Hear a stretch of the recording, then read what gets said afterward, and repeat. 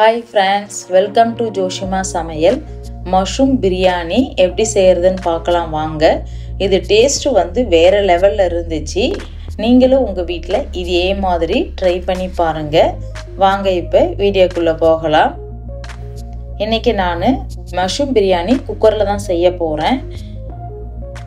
அடுப்புல ஒரு குக்கரை வச்சு ஒரு 2 டீஸ்பூன் அளவுக்கு எண்ணெய் சேர்த்துக்கிறேன். 1 டீஸ்பூன் நெய் சேர்த்துக்கிறேன். இது நல்லா உருகட்டும். உருகுனதும் ஸ்பைசஸ்லாம் சேர்த்துக்கலாம். ஒரு பட்டை, 3 ஏலக்காய், 3 கிராம்பு, ஒரு பிரிஞ்சி இலை, ஒரு அன்னாச்சி பூ, கடற்பாசி இதெல்லாம் சேர்த்துக்கிறேன். 2 பச்சை மிளகாய் சேர்த்துக்கிட்டேன். 2 பெரிய வெங்காயத்தை நீல வாக்கில் கட் பண்ணி இதையும் சேர்த்துக்கிறேன். சேர்த்து வெங்காயம் நல்லா வதங்கட்டும். வெங்காயம் வதங்குறதுல தான் பிரியாணியுடைய டேஸ்டே இருக்குது. இது நல்லா வதக்கி எடுத்துக்கோங்க. இப்போ நல்லா வதங்கிடுச்சு.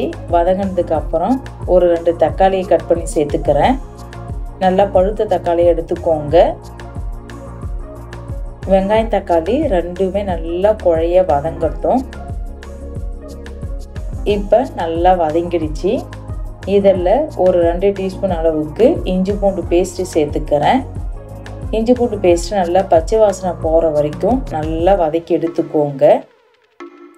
இப்போ எல்லாமே நல்லா வதக்கியாச்சு.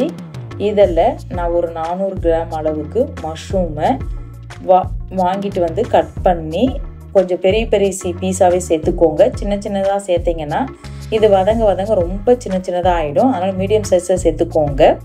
ஒரு பாக்கெட்டில் 200 கிராம் இருந்தது. இது மொத்தம் 400 கிராம் நான் சேர்த்துருக்கேன். ஆஃபரில் போட்டிருந்தாங்க, அதனால் 2 பாக்கெட் வாங்கிட்டு செய்திருக்கேன்.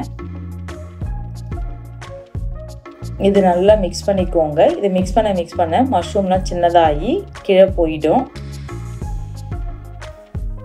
இது நல்லா மிக்ஸ் பண்ணதுக்கப்புறம் ஒரு 2 டீஸ்பூன் தனி மிளகாய் தூள் சேர்த்துக்கிறேன். உங்களுக்கு காரம் தகுந்த மாதிரி சேர்த்துக்கோங்க. 1 டீஸ்பூன் கரம் மசாலா சேர்த்து இதுவும் பச்சை வாசனை போகிற வரைக்கும் நல்லா வதக்கி எடுத்துக்கோங்க. ஒரு கைப்பிடி அளவுக்கு புதினா கொத்தமல்லி சேர்த்துக்கிறேன்.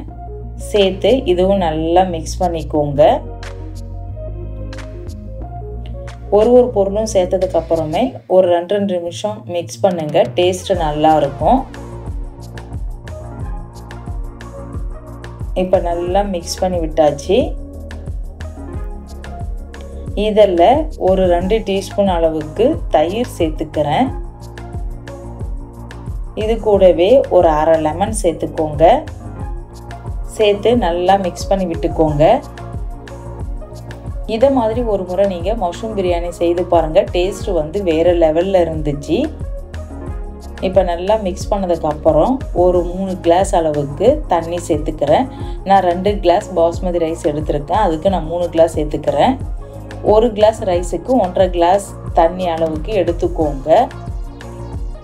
இது சேர்த்ததுக்கப்புறம் தேவையான அளவு உப்பு சேர்த்து மிக்ஸ் பண்ணி விட்டு ஒரு கொதி வரட்டும். இது வரைக்கும் ஜோஷிமா சமையலை சப்ஸ்கிரைப் பண்ணலாம், சப்ஸ்கிரைப் பண்ணிக்கோங்க. பக்கத்தில் உள்ள பெல் ஐக்கானையும் ப்ரெஸ் பண்ணிக்கோங்க. இப்போ ஒரு கொதி வந்துடுச்சு. நான் ஏற்கனவே பாஸ்மதி ரைஸை 20 நிமிஷம் ஊற வச்சு எடுத்து வச்சுருக்கேன். அதை இதோட சேர்த்துக்கிறேன். ரொம்ப அதிக நேரம் ஊறக்கூடாது. சப்போஸ் அதிக நேரம் ஆயிடுச்சுன்னா தண்ணியை வடிகட்டிட்டு அப்படியே எடுத்து வைங்க. இப்போ ரைஸ் சேர்த்ததுக்கப்புறம் ஒரு 2 நிமிஷம் அப்படியே கொதிக்கட்டும். ஓப்பன் பண்ணிவிட்டு, ஏன்னா லைட்டாக தண்ணி கொஞ்சம் வற்றட்டும்.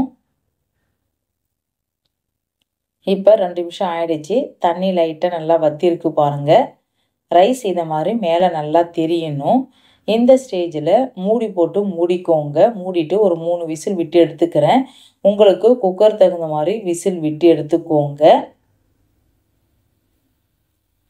இப்போ விசில்லாம் நல்லா ரிலீஸ் ஆகிடுச்சு. ஓப்பன் பண்ணி பார்க்கலாம்.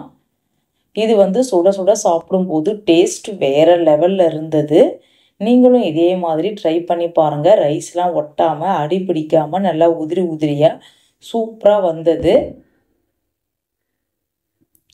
இன்றைக்கி நாங்கள் லஞ்சுக்கு மஷ்ரூம் பிரியாணி தான் செய்து சாப்பிட்டோம். டேஸ்ட்டு வேறு level. Okay bye. Thank you friends.